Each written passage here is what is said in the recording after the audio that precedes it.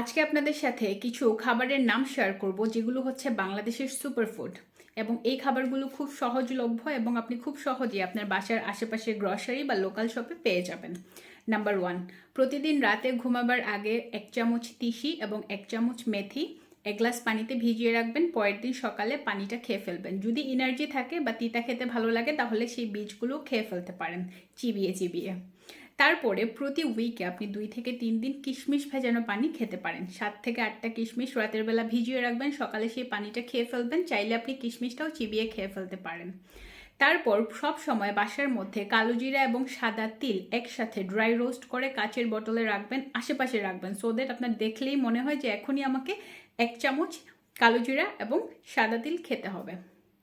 এছাড়াও আপনি আপনার খাদ্য তালিকায় তোকমা বা চিয়া সিড রাখতে পারেন। তোকমা হচ্ছে আমাদের লোকাল সিড, বাট যদি কোনো কারণে তোকমা খেতে না পারেন সেক্ষেত্রে আপনি চিয়া সিড খেতে পারেন এবং এটাকে ভিজিয়ে খেতে হয়, পানিতে অথবা দুধের মধ্যে ভিজিয়ে খেতে পারেন।